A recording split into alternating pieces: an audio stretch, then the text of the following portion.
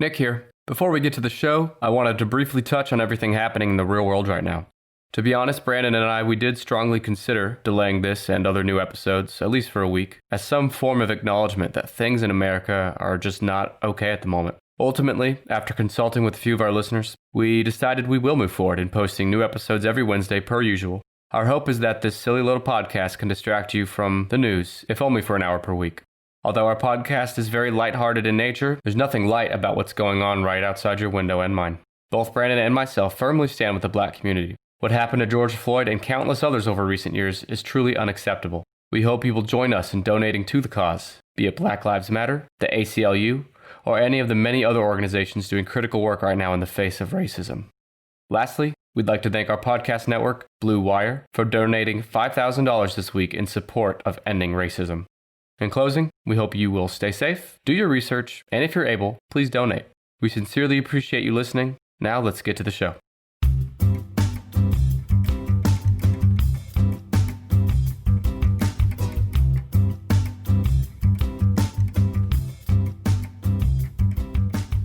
If you're listening to this, that means we tricked your ass into listening to our show. This is the 10ish Podcast. I'm Nick. I'm Brandon. So, sucker, welcome to episode 88 of the show where we guess each other's top 10-ish lists. True. It is true. What do you think of our show, Brandon? 88 episodes in. Are you happy you're doing it? Yeah. Having a good time and making waves. Are we making waves? Sure. I don't know what that's supposed to mean, but we're making waves. It's true. Yeah, I haven't gotten bored with it yet, and I get bored with things pretty easily, so... It's true, and I'm bored with you. I've been bored with you since we hit record here. But I have to ask you if you have your nostalgia pants on today. They're shorts, but yeah, I got nostalgia shorts on. I've always got a pair of nostalgia shorts on. There's no better time to revel in nostalgia than during the shittiest period of recent history, which is now. Are you saying that because we're talking to each other right now or because of COVID? Yeah, not this exact second, but yeah. Well, we have a lot to talk about today, and it's going to take your mind off that shitty world we all live in. But first, let's knock out a few podcast reviews since we haven't done that lately. If you're new to the show, we like to read reviews from people just like you. And the first one I have here comes from Nick, and it's not me. It's Nick from the We're Here to Tell You podcast. Nick says, "This show is so funny and I really love the banter." I'm glad one of us likes it. "I also like the various topics of discussion. It makes each episode unique and something to look forward to." Wasn't that sweet? He didn't use any exclamation marks because you didn't yell. No. But what's great about his review is it shows that somebody out there likes this show. That's one. Thank you, Nick. The next one comes from Getting Weird, and that's weird with a Y. So you know they like to party, right? Mm-hmm. Here's the quote. "So these guys are some libtard, snowflake, filthy hot dog goblin, snarky little trolls." This is a positive review, by the way. "But what a hell of a show! One of the best I have listened to." Thank you. "But if you don't like my review, unsubscribe from my 5 stars. Keep it up, guys! Hashtag, am I right?" That was a 5-star review. That was a 5-star review. I mean, I'm rating his or her review. Oh, 5 you're stars. rating? Yeah. So let's see. We're libtard, snowflake, filthy hot dog, gobbling. That was the right button to push. That got me. You know your audience. Snarky little troll. Thanks, Getting Weird. From one snarky little troll to another, thank you. And if you want your shitty little review read on this show, write a review on Apple Podcasts or on podchaser.com, and we will read it. So, Brandon, let's get to the juicy shit. Today, we're going to take a stroll back to your childhood. Well, maybe not your childhood. I don't think electricity had been invented yet, but at least my childhood. And we're going to talk about the best-selling Nintendo video games of all time. We had a question recently on our Q&A episode about Nintendo characters. During that episode, when we were recording, I took a note down that I want to revisit video games, and I looked back in our history. We haven't done a video game episode since episode 27. Well, then we're overdue. We're overdue. Episode 27 was the best-selling video game consoles. Today we're going to be talking about video games specifically for the Nintendo, any Nintendo console. Oh, it's any console. Yeah, any Nintendo console. Right. And our first episode, we did the best-selling video game franchises ever on any console. So we're going to hone in a little more today, but this is extremely guessable. There's no big surprises here. But I thought it would be a good way to talk video games. Tell me, does it count the games that came with the console as a sold game? I'm glad you asked because I excluded those games. Ah. The best-selling Nintendo game ever would be Wii Sports, but it's a cheat because it was bundled with every Wii, right. Or at least most Wiis. So I disqualified it. So yeah, I only included games that were primarily sold separately. Now, in some cases, they're like bundled at a later time, but the majority of the sales come from individual units sold. Like I think at one point you could, and I'm not guessing this yet, but like I think at one point you could probably purchase like a gold colored Nintendo Entertainment System that came with the gold like Legend of Zelda game. Yeah. Or they did things like that. You're right. And those might be in our list here, but the majority of their sales came from outside of that. Yeah. And we're talking the number of games sold, not the amount of dollars the game generated. Right. We're talking about the number of units sold. Before we get to guessing, I took to Twitter and I asked my followers, I asked them two questions. I'm going to read them both to you. And by the way, I asked this on my new personal Twitter account, which is @TheNickAmel.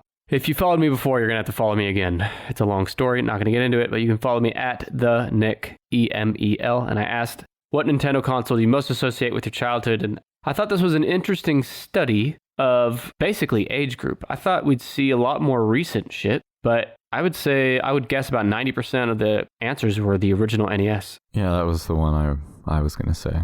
Yeah. I have owned every Nintendo console, at least the TV consoles.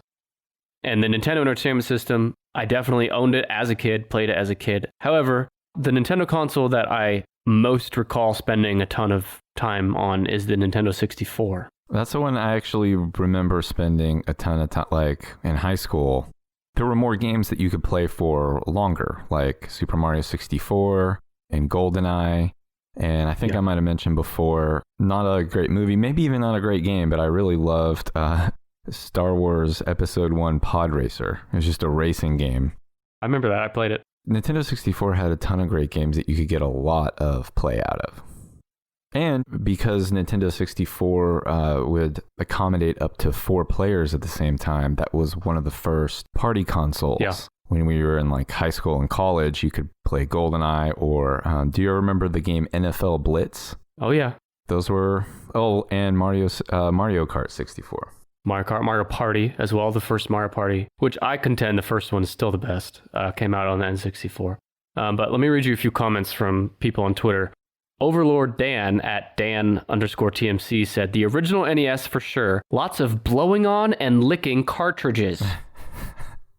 I never licked them. I was going to say, I was not sure if he was joking there or not, but I've licked a lot of things, believe me, but not a Nintendo cart. It's really lewd to think about, like, holding that cart and going like, when that rectangular opening. Oh, baby. We were just gushing about the N64, but the No Better Death podcast @NoBetterDeath1, he says NES and Super, and he hated the N64. And to him, I say, the fuck out of here with that shit. I actually didn't have the Super Nintendo. Yeah. But, like my friends did. It's weird, even as an adult now, the music that plays at the beginning of Super Mario World makes me immediately think of staying up really late at somebody else's house.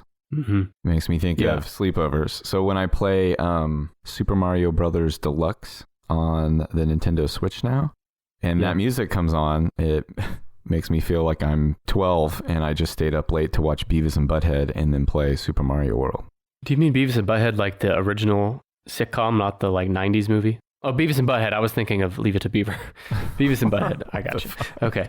Yeah. I don't know. That was a mine. You were really thinking of Leave It to Beaver? Leave It to Beavis? That's why I was like, are you joking when you say that? But yeah, my bad.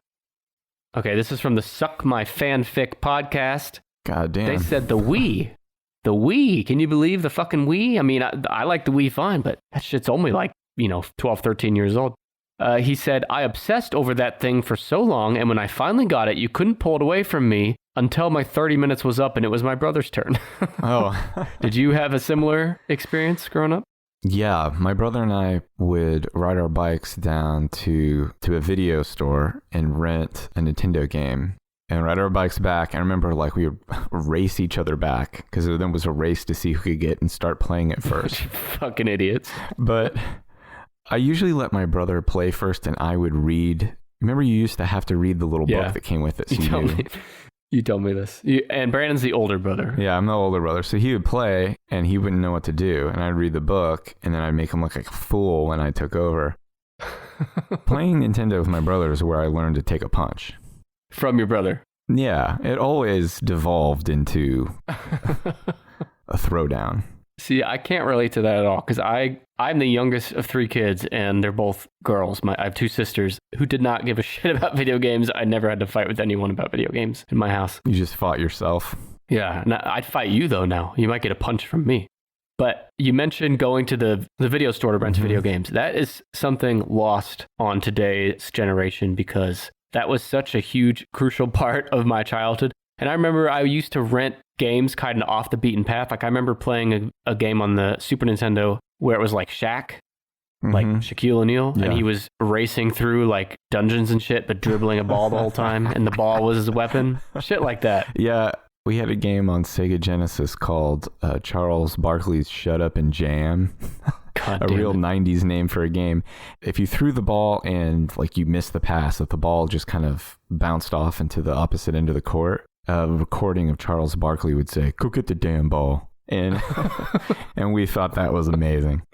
Yeah, there was also NBA Jam, which I think was the Super Nintendo. I played the hell out of that. But I also asked my Twitter followers, what is your all-time favorite Nintendo game? And we got a lot of Mario, a lot of Zelda, but some of the stuff kind of off the beaten path. Simon at Precise Path mentioned Banjo-Kazooie, which brought me back because I played the shit out of that game when I was 11, 12. And you don't hear it mentioned as much anymore, so that was cool. Did you ever play Banjo-Kazooie? I might have rented it once, but no, I didn't play a bunch of it. It was a 64 game, right? Yeah. Yeah. It was kind of like a 3D, Mario 64 type platformer. Let's see. Elizabeth at eTurnerBabe mentioned, hard to choose, but most likely Perfect Dark. I never played that. Have you? I never played that one. It's the N64. Yeah. 2 or 3 more here, and then we'll move on. Moon Goddess said, I've never played Nintendo. Oh, no. I had Intellivision in the early 80s. My favorite game was Pitfall. And she showed a GIF of Pitball, and it looks Pitfall archaic, it's like a stick. Yeah, it's a stick figure guy. Yeah. You really had to use your imagination with some of those early video games. Now the problem is that it's, I can put headphones on and play a console game on a big 4K TV, and the game is as lifelike as possible with professionally recorded sound, and you can play something that scares the living shit out of you. It seems so real. I bought the BioShock package on Xbox, and I can't play it because it gives me anxiety. It's too realistic and too freaky scary. Too spooky for you? Yeah, but in Atari, if you wanted to get yourself spooked, you would have to take a whole bunch of drugs and then play Atari because the Atari is just not going to cut it. You'd have to take a fork and stick it in the Atari like a toaster to get your thrill. Hope you don't get electrocuted. You'd have to play the Atari with the creature from the Black Lagoon if you wanted to get scared. Well, speaking of creatures from the Black Lagoon, that's a perfect segue, not really, into you guessing the list. And we're going to do the top 15. I only have notes on the top 10, but I did the top 15 just to add a little more variety because the top 10's dominated by just a few franchises. Okay. So whenever you're ready. So based on what you said earlier, I am going to quickly, just for anyone who's thinking about them, rule out the original Super Mario Brothers, Super Mario World, and Mario 64. Although, hold on a second, I feel like I'm remembering my dad getting pissed off when he bought the Nintendo 64 and found out it did not immediately come with a game. So is Mario 64 in the top 10? No. But And maybe I'll have to... Was I wrong on one of those? No. I might need to do a fact check later, but the number one I have down is Super Mario Brothers. Was that for sure packaged with all the consoles? So I know some... I didn't come across that. Yes. So to my knowledge, Nintendo Entertainment System came with the dual cartridge. Did you have one that had Super Mario Brothers and Duck Hunt? Yeah. Yeah, but I read in my research that was released later, not at launch. That's why I included Super Mario Bros. Well, if that's wrong, then it's not your fault because it confuses the hell out of me too. And I was like 7 years old when we got it, so I probably not the authority. I'll go with that. So Super Mario Brothers is number one. It is number one, and that shouldn't be a surprise, a shock to anybody though, right? No. It's not the number one best-selling game ever though, if you're looking outside Nintendo. That's actually Minecraft. Oh yeah, because it's $25. Well, yeah, and it's on like every console, including your phone and computer and all that. Right. But anyway, Super Mario Bros. Is number one. It sold 48 million units. It was published in 1985. And I wanted to mention that because in some ways, 85 seems like forever ago. And in some other ways, 85 seems like not that long ago for such a culturally significant like pop culture phenomenon like a Mario. Well, and think about how far just how far a video game has gone. Yeah. Even if you're just talking Mario. Well, one other thing too is we were talking about like, did it come bundled with the NES? Mm-hmm. Despite that, it was also released, it was republished on the Wii and Game Boy Advance, which also contributed to its sales. So for each game in the top 10, I have an overview of the game pulled directly from Wikipedia. Oh, I forgot to mention my source. All these game sales come from Nintendo themselves. I used a Wikipedia article to kind of guide me, but the sales figures are from Nintendo because Nintendo's a publicly traded company. Mm-hmm. So they have to release all their sales. But anyway, so I have the one-sentence overview of each game from Wikipedia. And for Super Mario Bros., it says, players control Mario or his brother Luigi in the multiplayer mode as they travel the Mushroom Kingdom to rescue Princess Toadstool from Bowser. Wasn't Bowser called King Koopa in the beginning? Because the Koopa Troopas were his Troopas. That would make him the king. Yeah. Also, another note, multiplayer mode, as just mentioned, on the Nintendo Entertainment System, multiplayer mode was just taking turns. Remember, you couldn't be Mario and Luigi at the same time. Yeah, multiplayer mode was just, you don't have to hand the controller to the other person. They have their own. Yeah, but it worked. It sold 48 million in total. Hey, have you ever heard the joke, what is Mario and Luigi's last name? Yeah, it's Mario. Yeah, isn't that fucking cute? Yeah. Okay. Super Mario Bros. Is frequently cited as one of the greatest video games of all time, and it had praise on release of its precise controls. Not the first thing I think of. It is credited alongside the Nintendo Entertainment System as one of the key factors in reviving the video game industry after the 1983 crash and helped popularize the side-scrolling platform game genre. Did you know about a crash in 1983? No, I mean, I was one. Well, before you said you didn't remember it for having precise controls. I mean, not that I knew at the time, but since I've played games, over the years and played a lot of Mario games, I have noticed that the Super Mario games have like a very, obviously I'm not a video game developer, so I don't know the words for it, but... Whoa, you're not? Hang on. We're all confused here. Give us time to catch up. You're not a video game developer? The controls are very precise. Like you can... I'm trying to think. You're right. There's you're right. There's a game that I played recently where the controls were not precise like that. I can't remember what it was, but it was driving me absolutely crazy. And every Mario game that I can remember playing, at least the side scrollers, I mentioned I was playing Super Mario U Deluxe or whatever it is. Yep. The controls are still just as precise. And that's part of what makes it fun is if anyone can pick it up and do it. Yeah. Well, it's one of those things, precise controls isn't something you ever think about until you play a game that doesn't have precise controls. Like fucking Earthworm Jim. Oh. Earthworm Jim looked fucking badass from the artwork and the way when you looked at the game being played, but it handled like an old jalopy. That's my problem with a lot of racing games. And I don't mean just like I mean like the cartoony racing games like SpongeBob and Sonic and those. Mario Kart's, Kirby has one too. Mario Kart's the only one that feels natural on the controls to me. Responsive. Yeah, responsive and logical. So anyway, I guess maybe we should become a video game precision control podcast going forward. Mm-hmm. So I'm going to move on. But one more note is just the fucking Nintendo Entertainment System came out in 85, I think, or 84, 85. And how much shit has happened since then in video games? Nintendo by themselves, take out everyone else, Nintendo by themselves has released like 10 consoles since then. You know, an average of like every few years.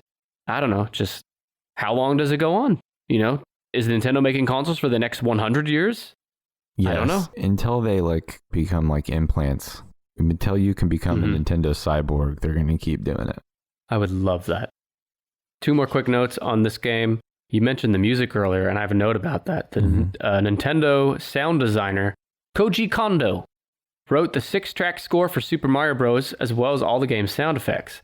And it said he was largely influenced by the game's gameplay. He got to play demos before the release to match his music to the game. And his intent was to, quote, heighten the feeling of how the game controls. Yeah, the music and sound effects from Mario. I know everybody agrees that they're iconic, but I think it's because that guy is really, really good at it. If you think there's all kinds of sounds that are recognizable in games, if you think about like the Mario coin sound, you immediately hear it in your head. Yep. Or his jumping, the like. Mm-hmm. God, that was good. Yeah. Those are some of my favorite little noises. Well, my last note sums it up great.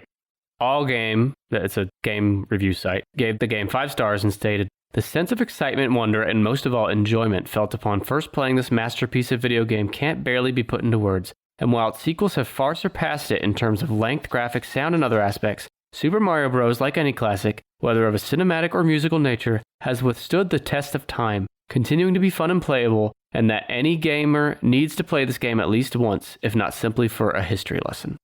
And I thought that was well said. Do you remember watching someone, especially when with like the original Nintendo, play Mario for the first time and like yank the control, like move the controller up or like to the side, like jerk it to the side when they're trying to get him to jump or run over something? Yes. So I need a YouTube compilation that's just older people with the Nintendo controller trying to make it go by moving it. I need a video compilation of old people just wrapping their lips around the joystick of a controller. And while you watch.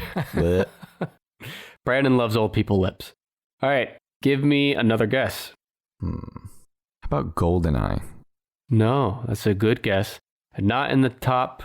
I have the top 22 in front of me. It's not in the top 22. Legend of Zelda. The only Legend of Zelda game in the top 22 is Breath of the Wild, and it's number 17. Damn. So Super Mario 64 came with the system and is not included, right? Right. Tecmo Bowl. No. Mike Tyson's Punch-Out. No. Super Mario 3. That's number 21. God damn. I'm in trouble. And by the way, I'll take Super Mario Brothers 3 over Super Mario Brothers 1 any day. Yeah, well, you asked people on Twitter what their like all-time Nintendo game was, and I think mine was Super Mario Brothers 3. That's the one I played the most of. Yeah, I saw a lot of people saying that. I think I might have played Super Mario World more than that, but it was close. Super Mario World, by the way, is not in the, let's see, it's number 15. How about Super Mario Kart? Super Mario Kart is not in the top 22. However, there is Mario Karts in the top 22. Oh, Mario Kart 64? No, isn't that shocking? 64, you might not remember this, but we covered this in our console episode 27. The N64, you and I could have like sworn it would be like one of the top Nintendo consoles, but it's actually in the lower half of consoles based on sales. I don't think there's any N64 games in the top 10. That is a huge bummer. There's not, yeah. What about Tetris? No. There was a Tetris that came with the Game Boy that would have been like number 2 or something, but it's not. Oh, yeah, I remember that one. Yeah, I had that. How about, I'm going to guess Banjo-Kazooie is not in the top 10. No. Do you need a hint? I'm doing pretty shitty so far. I need to start. Well, don't overthink it. I mean, there's some really, really obvious ones here. You've mentioned one of them in passing earlier. Not Earthworm Jim. No, fuck no. Mario Kart 8? Okay, yes, Mario Kart 8 is number 5, but it's not the highest Mario Kart. Mario Kart 8 is the one that first came out on the Wii U and then later sold even better with the Mario Kart 8 Deluxe on the Switch, which I have. It's number 5 with 33 million units sold. You have this. We played it together. We played it together with a friend our age and my 7-year-old. Maybe your age. We should play together more often. You mean on Mario Kart or just? I just mean let's just play together. Get some toys out. Well, don't work tomorrow. Okay. Yeah, don't work tomorrow, and we can play Nintendo all day. So, like 3/4 of the sales for this game came from the Switch. The Wii U was not a successful console. But like other games in the series, Mario Kart 8 players control characters from the Mario franchise and participate in kart racing on various racetracks, using a variety of items to, quote, hinder opponents or gain advantage in the race. Do you think hinder is a fair representation of what you do? Has it always been a part of Mario Kart that if you were in first place, that the prizes you get are like bunk? I don't know if it's always been that way. It's at least been that way most of the time. I couldn't tell you if Super Nintendo is that way. My kid likes to play online better because he says you get more bullet bills that way. Does he turn the setting on to like do bigger items? I haven't showed him that you could do that yet. Bullet bills. Get more bullet bills. Loves the bullet bill. As the name suggests, this is the 8th game in the series. Mario Kart 8 introduced anti-gravity sections that allow players to drive on walls or ceilings. Mario Kart 8 was a critical and commercial success upon its release. It's the best-selling Wii U game ever, and the Switch version has 24 million by itself, making it the Switch's best-selling game. And my last note here is the most important note we're going to talk about today, and that is that Luigi's death stare. Do you recall Luigi's death stare? No. Come on, yes you do. It was the viral meme of Luigi. I gotta look it up. It's with that song Riding Dirty. Oh, yeah. I love the... For anyone out there that is... Boom, boom, boom, boom, boom. Yeah. Yeah. Oh. For anyone that has not seen Luigi's death stare, I looked it up. Search it. It's a slow motion of Luigi throwing a shell at someone, and he has a death stare. And anyway, Wikipedia says that Luigi gives a disapproving glare. He does look pissed off. The meme was nominated for the best gaming moment at the 32nd Golden Joystick Awards. Very prestigious. So anyway, that came from this game. I don't think I've seen it before. Hold on, it's pulling up right now. Oh, God. You have seen it. No, I saw the meme. There's a video. I didn't see the video. Oh, the video is the best part. What's amazing about memes and GIFs is most of the time, the original creator never even gets credit for it. No, it's just some genius nerd somewhere who just... I always feel like they drop like the hottest meme in the world and they just kind of shrug and go on about their life. And they're like, oh, I guess that really took off, didn't it? If you have a YouTube video go viral, you can make money off that and like, you know, go on fucking the Ellen show and shit. But if you have a meme go viral, no one gives a second of thought of who made this meme. But you'll still like, people will remember it for the rest of their lives. Yeah, but then you'll tell someone later, like, hey, you know that Luigi Death Stare meme? That was me. I created that. And they won't believe you. They'll actually think less of you. They'll think that you're a liar, that you're a pathetic liar for trying to claim that you invented a meme. That's why you should always record yourself making memes. Yes. But even then, you need to timestamp it. In case one of them really hits. Yeah.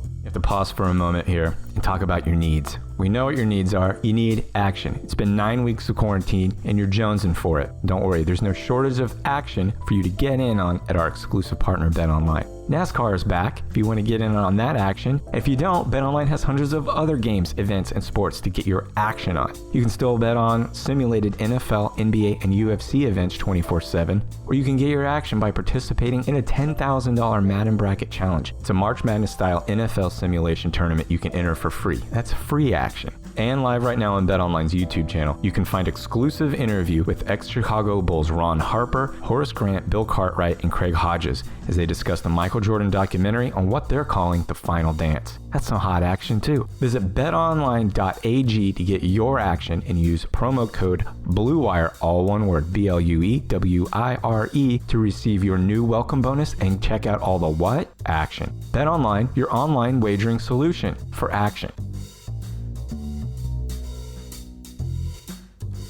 For the sake of time, I'm just going to give you number 4, which is Mario Kart Wii. Okay, yeah, I wouldn't have. Yeah, it's the best-selling Mario Kart game ever, and it's also the second best-selling Wii game ever. That should be a hint. Mario Kart Wii is, it's still Mario Kart. Mario Kart's going to be good no matter what, but it's one of the least good Mario Karts, in my opinion. It sold 37 million copies after being released in 2008. GameSpot also noted that, quote, nostalgia doesn't save most of the classic courses from being boring. GameSpot with some shade. God damn. And in 2010, Mario Kart Wii was included in the book 1001 Video Games You Must Play Before You Die. If you're on death's door. Can you imagine, I'm on death's door, I only have a day left to live. I need to play all 1001 video games on this list. No, it's a book in this book. Well, what about Super Mario Galaxy? No, not in the top 22. How about Mario Party? No Mario Parties. By the way, Mario Kart 7 on the 3DS is number 19. I'm trying to think of another, what would have been a big selling Wii game? Oh, and Mario Kart DS is number 13. That's all the Mario Karts. What about... You said Wii Sports is not going to be on there. You did not count that one. No. But there's something very similar. Wii Sports... Wii Fit? Yeah, Wii Fit. What number do you think it is? Number 3. The fuck did you know that? You just said Mario Kart Wii was the second best-selling Wii game. Oh, yeah. All right. Wii Fit and Wii Fit Plus combined have sold 44 million. It's the best-selling Wii game besides Wii Sports. It's number 3. And it came out originally in 2007, and the Plus version came out in 2009. Brandon, what can you tell us about Wii Fit, and how much did you not play it? No, I didn't. I wanted one. I never did get one. It was a board. It was...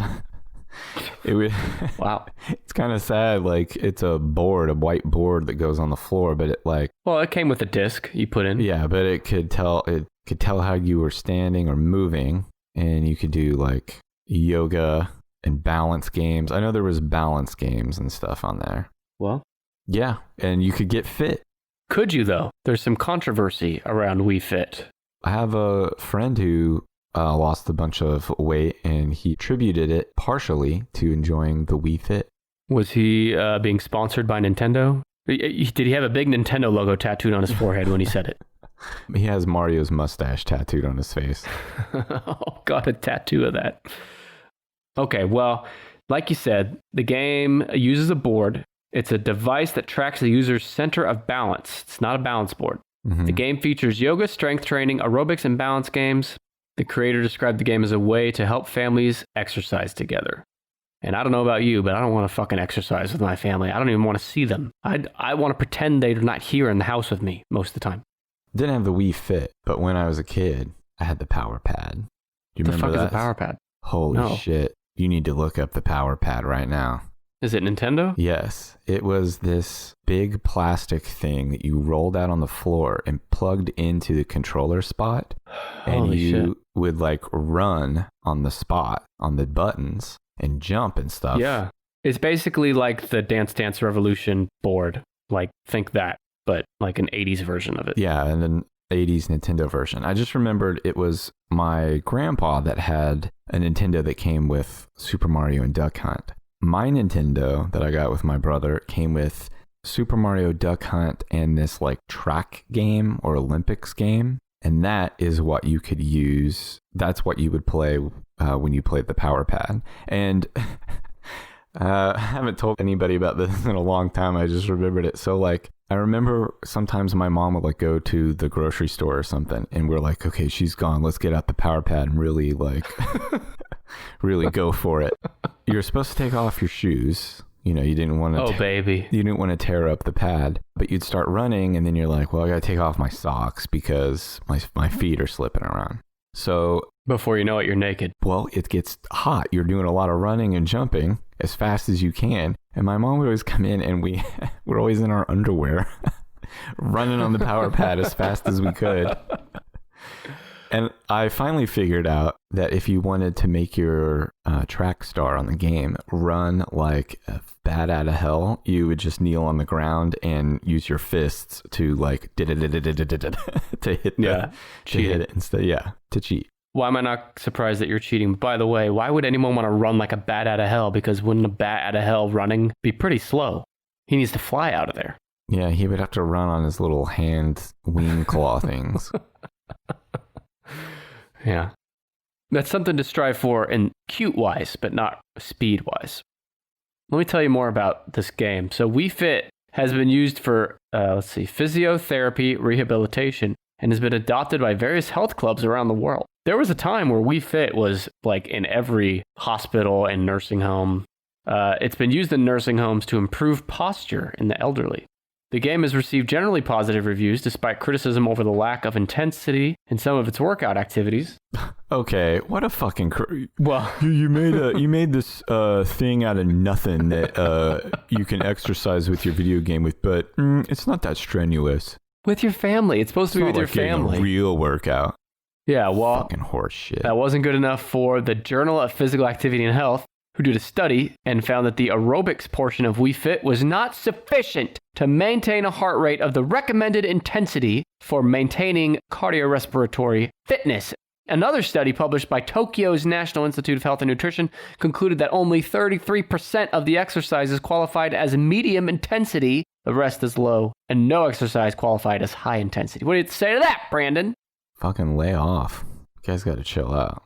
Well, it's not that big a deal. Speaking of chilling out, that's not what these parents in the UK did, because they, it doesn't say they sued, it just says that they publicly complained about the known limitations of BMI, which led to their daughter being labeled as overweight.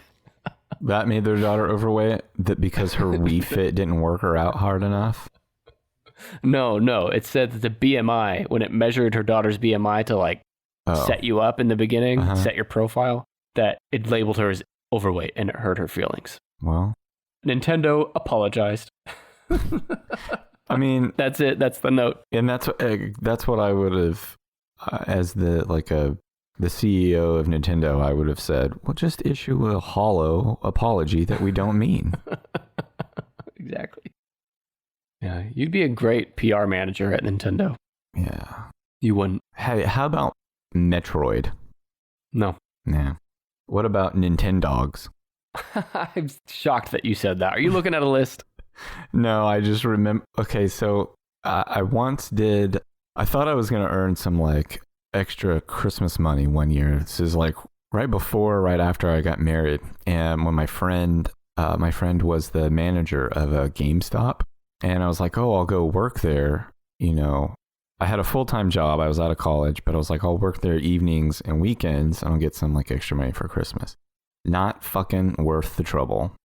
But I did learn a lot about some video games and game systems that I had kind of missed out on.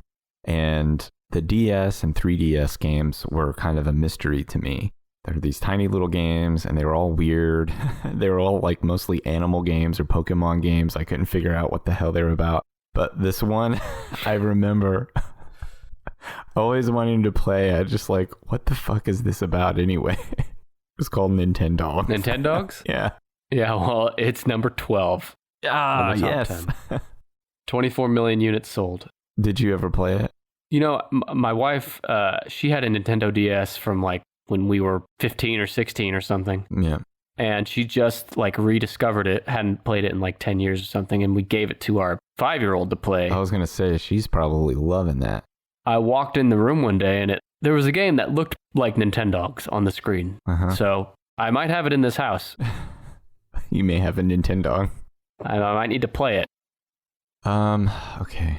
So that's number 12. How about Kirby? Any Kirby games? No.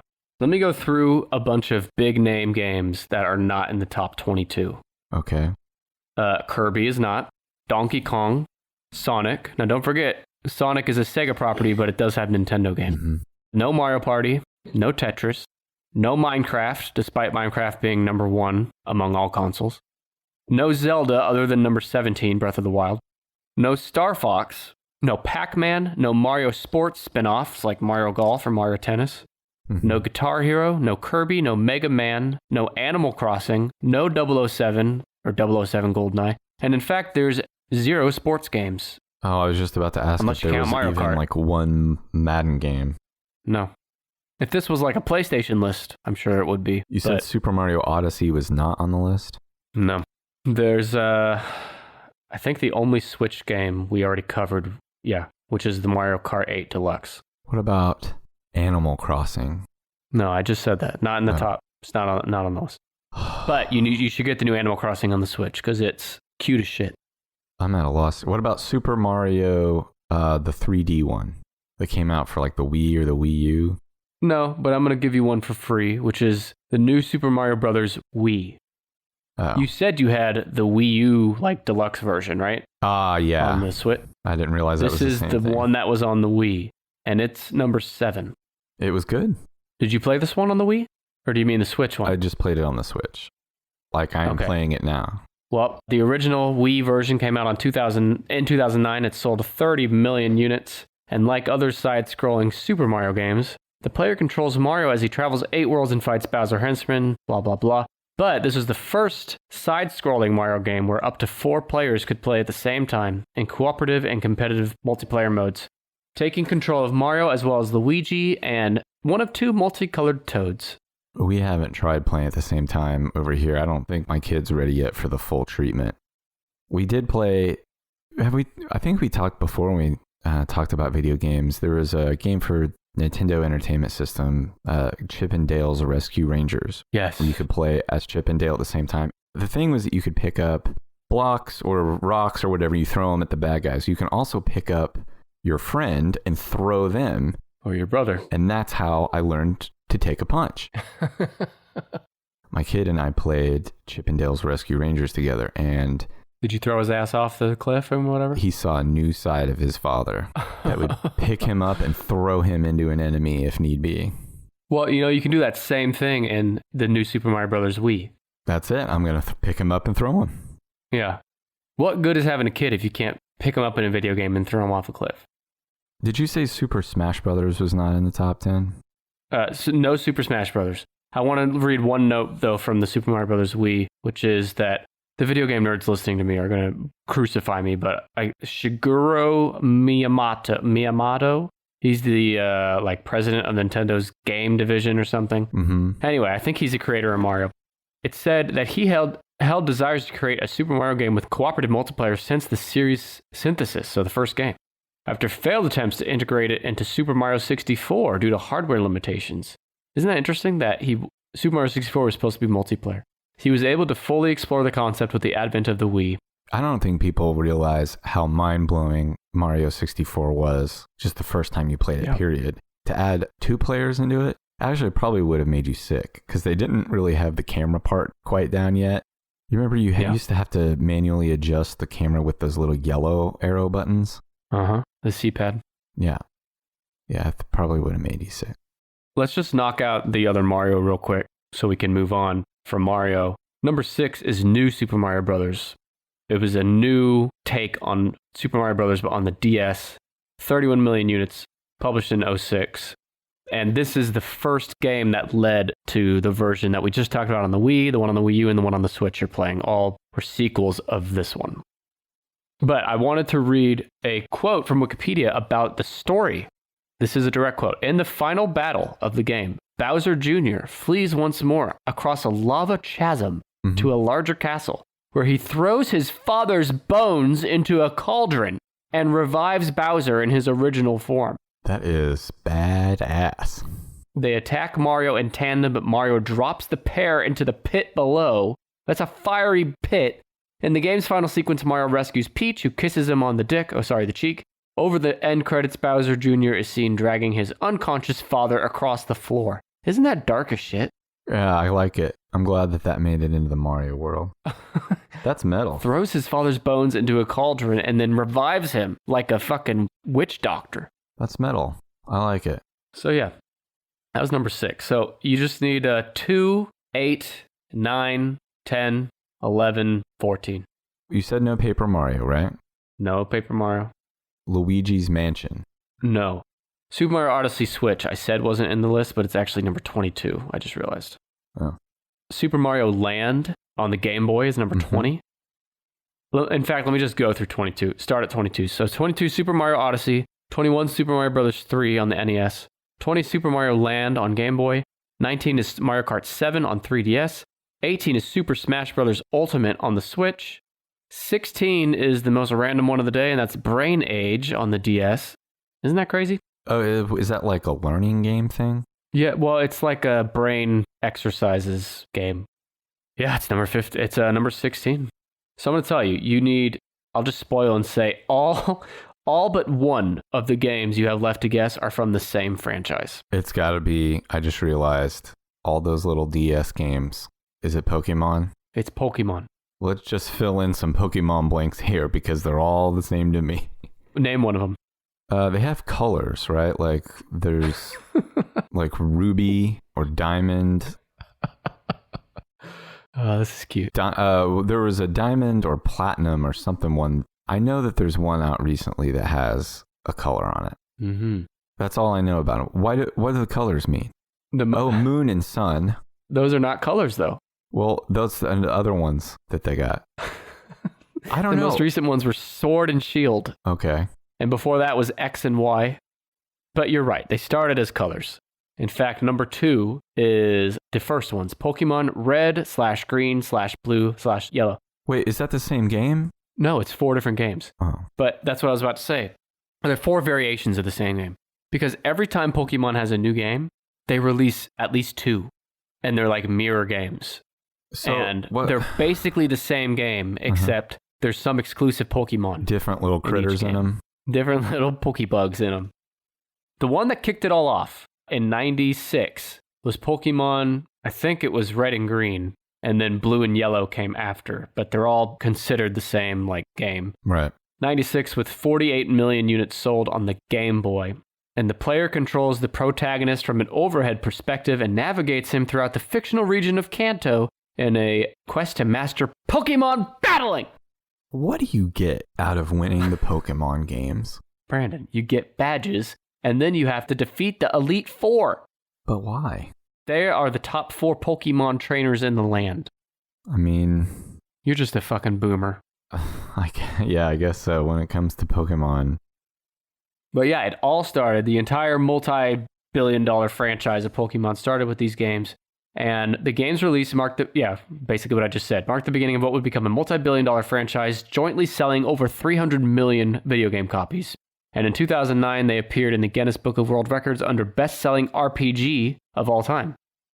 The concept of the Pokemon saga, yeah, tell me. This is cute, stems from the hobby of insect collecting, a popular pastime which game designer Satoshi Tajiri enjoyed as a child. While growing up, however, he observed more urbanization taking place in the town where he lived, and as a result, the insect population declined. Tajiri noted that kids now played in their homes instead of outside, and he came up with the idea of a video game containing creatures that resembled insects called Pokemon. He thought kids could relate with the Pokemon by individually naming them, and then controlling them to represent fear or anger as a good way of relieving stress. However, Pokemon never bleed nor die in battle, they only faint. This was a very touchy subject to Tajiri as he did not want to further fill the gaming world with, quote, pointless violence. Did you know that? Pokemon never bleed or die, they only faint? I guess that's good for kids, but for an adult, that makes the stakes pretty low. Well, I've played these games as adults, and I know plenty of adults that do, and the lack of violence does not hinder the gameplay experience. But there are times where you're reminded you're playing a game originally designed for children. But that's okay. As the finished Red and Blue versions were being prepared for release, Nintendo allegedly spent over $50 million to promote the games in America, fearing the series would not be appealing to American children. Boy, were they wrong. The Western localization team, they warned that the, quote, cute monsters may not be accepted by American audiences and instead recommend they be redesigned and, quote, beefed up. This is what you were kind of saying. Then president of Nintendo, Hiroshi Yamauchi, refused and instead viewed the game's possible reception in America as a challenge to face. And he was right. Pokemon has blown up. So you mentioned a bunch of other colors. Red, blue, green, yellow was 2. You also had gold, silver, crystal at number 8. These were on the Game Boy Color, released in 99 with 29 million units sold. And this introduced a brand new generation, the second generation of Pokemon. Because, each Pokemon game has, roughly 100 new Pokemon in it. Uh-huh. And with the introduction of Pokemon breeding, Pokemon are assigned to 1 or 2 breeding groups. Whoa. When a male and female Pokemon that share at least one breeding group are left at a Pokemon daycare, they're fucking in the daycare. Gross. They may produce an egg, which will hatch into a young Pokemon, and the young Pokemon will inherit the species of its mother and moves from its father. Is that similar to you? Did you inherit the moves from your father? I don't know about that, but unfortunately, my kid has inherited my moves. They're not good moves. No. Pokemon franchise has spawned anime film series, live action film, books, manga comics, music, merchandise, and a theme park. That's all stuff we're working on for the Tennis podcast, by the way. There's a Pokemon theme park? There's a Nintendo theme park, I think, in Japan, maybe. Here, I just found it here. Oh, it's in, it's in Japan. Oh, it's closed. For good? Or just for COVID? No, it closed a long time ago. Well, Tennis Pod theme park, we're going to test it out first in Eurasia region and then bring it to North America. And it will feature, what will it feature, Brandon? What kind of rides? A ride where you get in a frog and it goes around and somebody throws knives at you. The fuck? A roller coaster that has throw up in the seats. This is awful. And a cotton candy machine run by a guy, a big hairy guy with no shirt on. Eating a hot dog. And instead of water fountains, we have peanut butter fountains. Right. Number 10 is Pokemon Sun, Moon, Ultra Sun, and Ultra Moon. 25 million units. It's a 3DS game. And then number 11 is Pokemon Diamond, Pearl, and Platinum. And 14 is Pokemon Ruby, Sapphire, and Emerald. Good Lord. How many Pokemons are there out there in the world? You mean creatures? Yeah. Individual critters. Oh, wait. I just looked. There's got to be like 896. Yeah, it started with 150. Good God. Good God. Oh, here it is. Now I can see. I found out all the generations. There are 8 generations. Yeah, which one's your favorite? The black one. Okay. Yeah. So there's one more that's not Pokemon related. Yeah. Number 9. This is probably what you do at home now by yourself. What do you play with by yourself at home when no one's around? It's not a masturbation game. I know that. It could be misinterpreted as one. Let me think here. No, I don't know. We play. You play with your Wii, right? When you're alone? Wait, what is We Play? A game featuring 9 mini-games, including a duck hunt-esque shooting range, a fishing game, a billiards game, and more, designed to showcase the features of the Wii remote controller. It was like Wii Sports, but yes, but more. It's mini games instead of sports, and you point the remote at the TV and you fish with the remote. Yeah, control. I did remember playing this shooting game. God damn it! Yeah, you fucking idiot. It sold 28 million units. Came out in 2007 for the Wii. Wouldn't it be odd if this came out for the N64 and it was called Wii Play? Anyway. Mm-hmm. Now, this is kind of cheating because strong sales were largely attributed to the game's inclusion of an extra Wii remote at the time of its release. That's so for 50 why I played bucks, it. Yeah. For $50. Okay, so here's the deal. The Wii remote by itself, like if you wanted an extra remote, was $40. Now, if you paid $50 instead of $40, you got this game. So this game was essentially $10, and then you got an extra remote. It's a hell of a deal, in fact. Still a hell of a deal. I miss when games were $50 too. And this game received a lot of criticism for its repetitiveness. That's what I had just noticed. It got shit on. It's the best-selling game of all time to never be bundled with a console. Isn't that fucking nuts? But it's bundled with a remote, right. So it's not. And so it's, even though it's a crappy game, there is a story behind it making the top 10.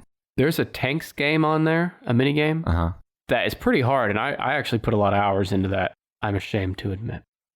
So about this game, though, the reviewers at Electronic Gaming Monthly gave the game varying scores of 6.0, blah, blah, blah. They stated that while, quote, anybody can play it, including grandma, you'll probably be bored in minutes. I wonder, like, if some, like, great figure from history was given a glimpse into the future. Let's say it's an angel, right? Appears to Thomas Jefferson and says, Thomas Jefferson, I'm going to give you a glimpse into the future of America, and you will be able to see the fruit, from the seeds you've planted here. Fucking fruit. In the revolution, the tree of liberty will grow, and I'm going to give you a glimpse into the future. You can see what has come out of all of your hard work and your genius to help create this free country. And he gets this glimpse into the future, into the year like 2006, I guess, 2005. It's you putting hours and hours into this tanks. He just sees you playing this tanks game, losing, getting mad, throwing your little stick down. Oh, so when you said it's a glimpse, he's sitting there for hours watching me? He's watching you just dumbfounded, crying. If a portal opened up where Thomas Jefferson could glimpse into the future, he couldn't go into the future, he could only see it. Yeah. Do you think he would just sit there and stare at me while I played for hours if the portal was open for hours? Or do you think after a few minutes he'd be like, I've seen enough? He would... The angel, they're like, I may not say angel, because that's what you... Let's just say like it's a robot from the future. And the robot's like... Paul, what's the... Saul of Tarsus turned Paul? Paul Walker. No, Paul Walker. Yeah, Paul Walker. From Fast and the Furious. With a halo. Says like, all right, you can watch as long as you want. You see as much of the future as you can through this portal, pointed in this living room. And after a few minutes, he's like, nah, this is enough. He's like, are you sure? Like, he might, turn it off, turn on the news. He's like, what's the news? Yeah. No, I've seen enough. This was a mistake. We should have stuck with kings and queens. Honest question. If the founding fathers of America did see into the future, like America today, 2020, do you think they would still move forward the same way they did? No.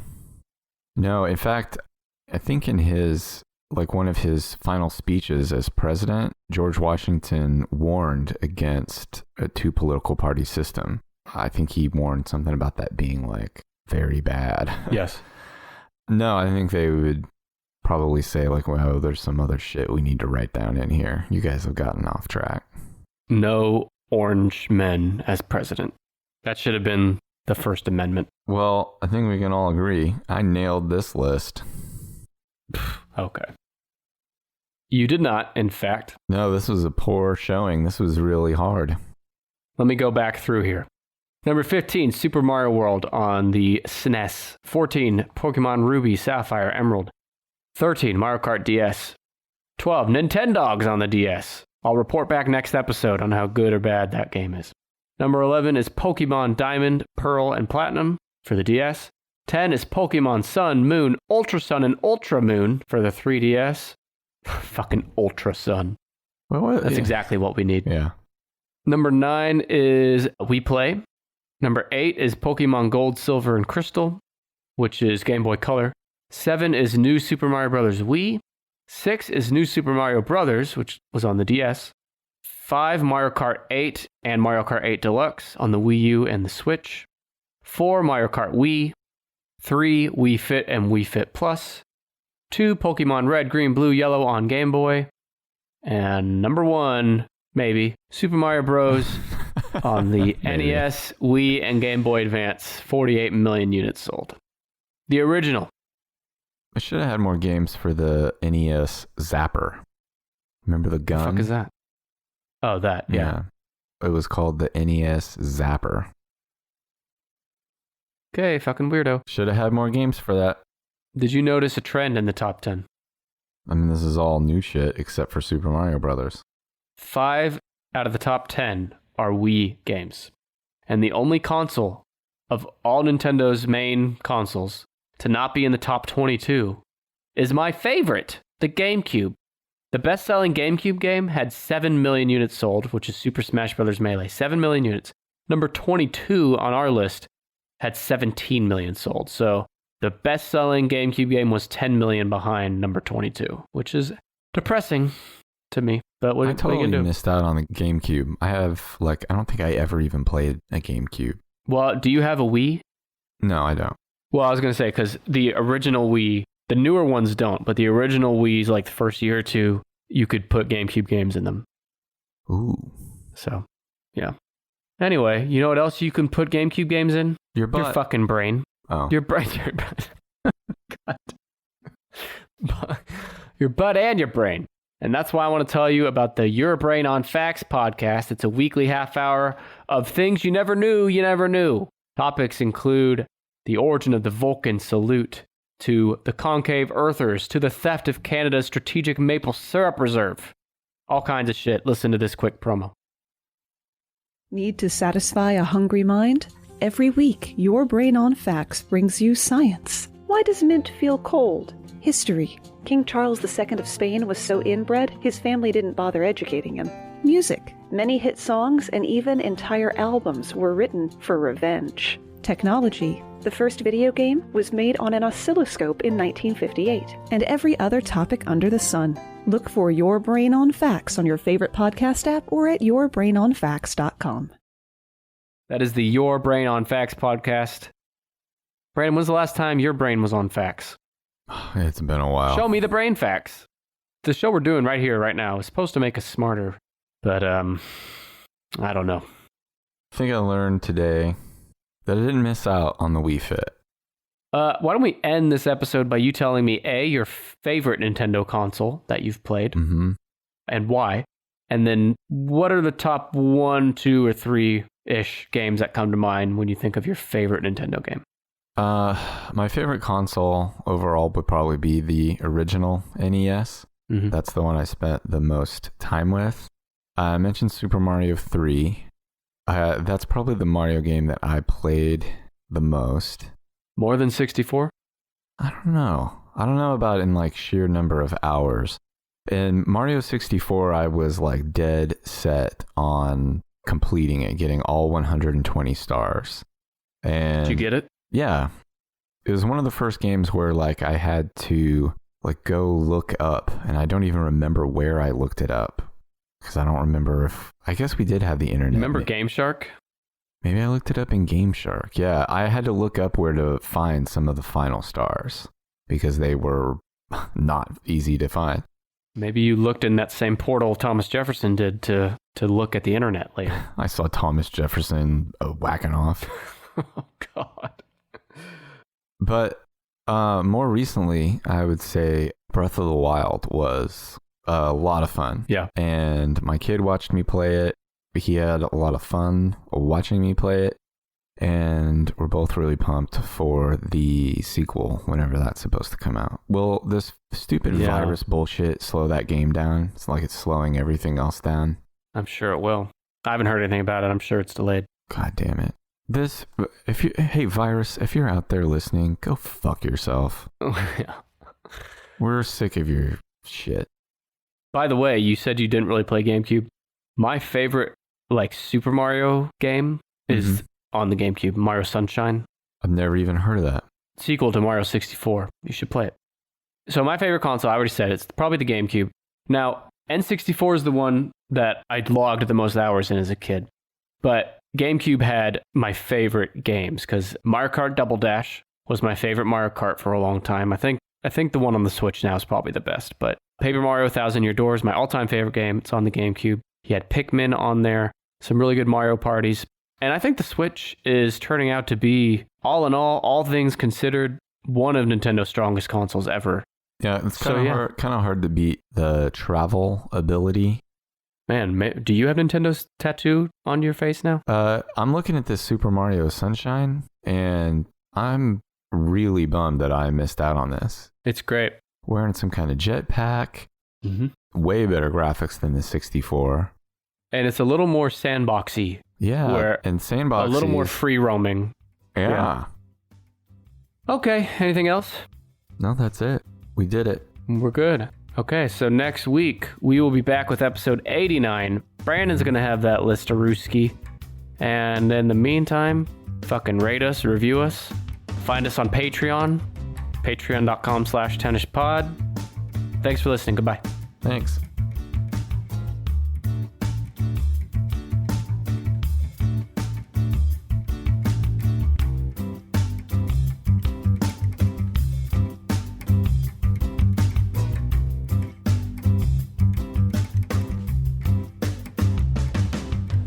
We'd like to thank Kevin McLeod for his song Hackbeat, which we found on Incompetech.com for the official Tennis Podcast theme.